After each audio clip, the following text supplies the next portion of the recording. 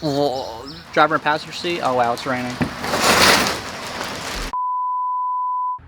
So I started out by ripping all the extra wires that I had left in here from the previous clean out. Ended up being a whole lot more than I was actually expecting, and I haven't even touched the dash or engine bay yet, still holding off on it. But once I got everything out of here, then started taking the seats out, ripping up the floor, and wouldn't you know it, I found even more rust. Gonna end up having to do more of a repair than was really expecting, but that's kind of been this whole build.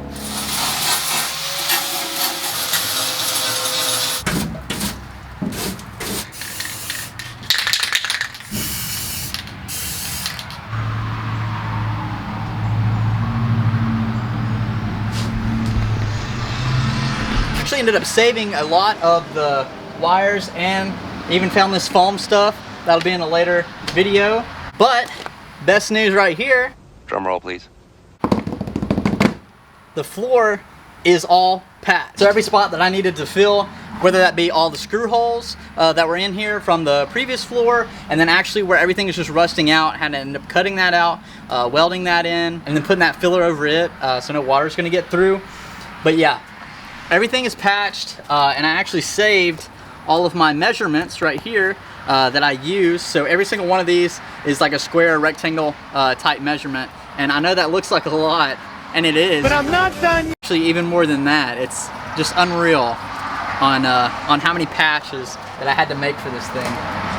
But it's all good to go. So finishing the floor in a later episode, but as of right now, everything in the back is good to go. Now, when I was cleaning everything out, I did actually find some hidden features in this thing, which are super cool, and I'll show you those real fast. Number one is going to be a registration card that is from California right here. There's another one from Michigan, and I actually bought this thing from Florida, so I ended up doing a Carfax report. Actually used auto check, which is just a little bit cheaper, but essentially the same thing.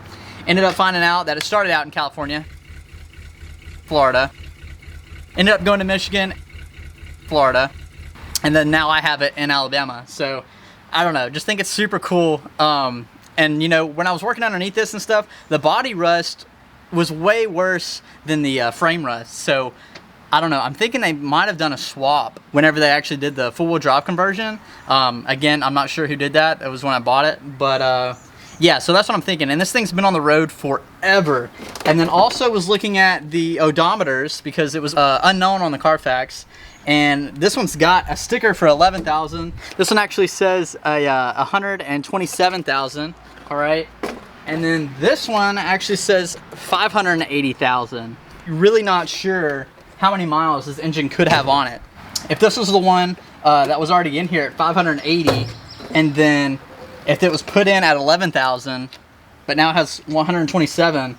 As of right now, I don't really know how to check that. That's just what I'm guessing. And if so, that's awesome. But yeah, I just thought I would share that, a little bit of history with it that I just thought was neat. Next thing is actually inside here. This foot switch right here. A lot of you may know what it is, and a lot of you may not. On a lot of the older vehicles, that was actually a headlight switch, like being dim and bright, kind of like flash your lights, give or take. Because there's actually only one regular light switch. There's not like parking lights, brights, all that other stuff on a switch. So originally I thought that's what the switch was for. But looking more into it, there's actually one on the passenger side before it was all rusted, whatever. And there's no switches on the dash, no aftermarket switches, all right?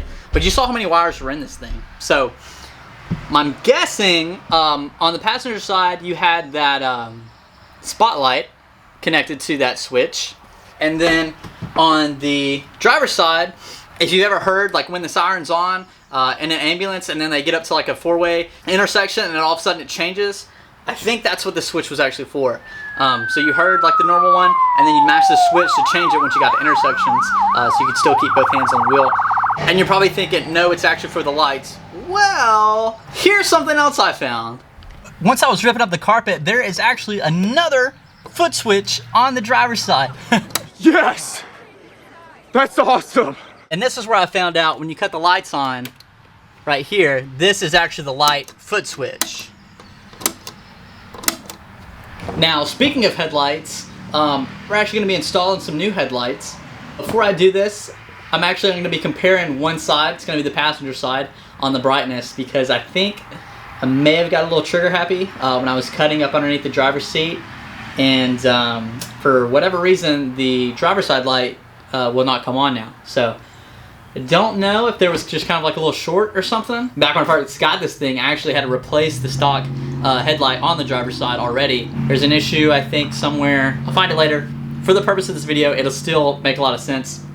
So this is what the stock headlight looks like, all right? It's literally just all one piece, okay? Most old vehicles are like this, and it's just not bright, like, at all. So we want to get rid of this, and we want to get something bright. This is the new housing that we're going to be running. It's got more of a modern bulb on it. Has the same actuator, I guess is what you call it. It's a little weirder than most, but yeah, it works, I guess. But we want them even brighter than this, okay? And I'll show you how we're going to do that. If you've seen any of my FJ stuff, this is the exact same bulbs and brand that I use. I don't really know how to pronounce it, but I do love these things. So we'll go back to the stock headlight, and that's what this looks like with this being in there. Does not cover a lot, and it's kind of sad looking. But now with the new housing that you buy, I'll link this Amazon, this is what this one looks like. A little bit brighter, kind of has that blue tint, just a hair because of these blue bulbs, all right? So that's what's in there, and this is what most of the, I guess, upgraded bulb, if you buy it anywhere at Walmart, are like 60 bucks. That's a waste of money, to be honest. I used to buy those, and then I found out it was a waste of money. So these will still go out pretty consistently. They don't really have any longer lasting than any other bulb that you buy, similar to this. But now these LEDs, so that's what the bulb looks like in comparison, okay? It's massive, and this one's a whole lot brighter, as you can see here. And these literally are the same ones that I are running in my FJ right now. So it's kind of crazy. This is an 89, 87, and my 2007 FJ Cruiser running the same exact bulb. So equally as bright and very awesome. I love these things. Highly recommend you spend, I think, the 39 bucks for two of them.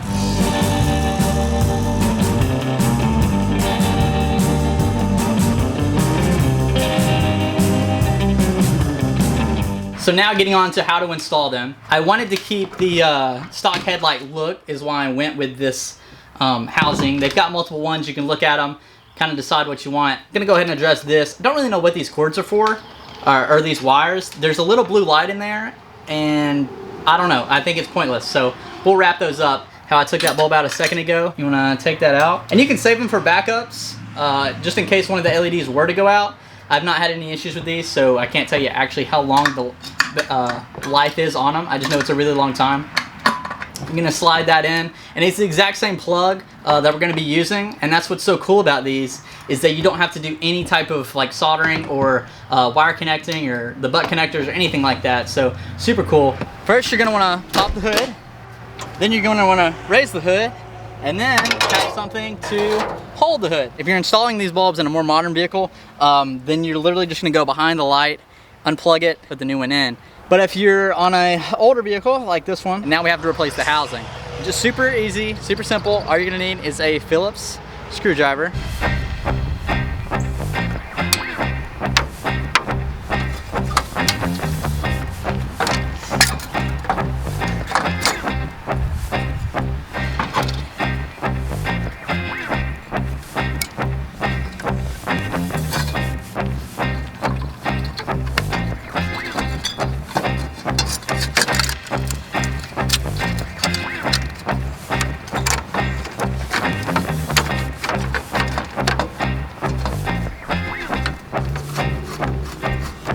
Voila, you got new light, old light. It's actually crazy how similar they look, but man, these are just so much brighter. And again, I just wanted to keep the stock headlight look, just like I had on my FJ. And now that those lights are in, I'm gonna patch the floor pans up front off camera, so y'all won't have to see any more welding. I know you're tired of it just as much as I am, and I still have to do it. Once I get that in, everything's just gonna start moving a lot quicker. I just have this feeling, because once I go back, sand the floor, I can actually seal it up, and some of you may like it, some of you may not, but I've got some ideas. And then new seats, still waiting on the brake stuff. Then I can start doing installation, and then we can either start building the dash, setting some of that stuff up. But yeah, everything should be moving pretty quick from here on out. And I don't know, I'm stoked, so hope you are too. I'll see you in the next one. Peace.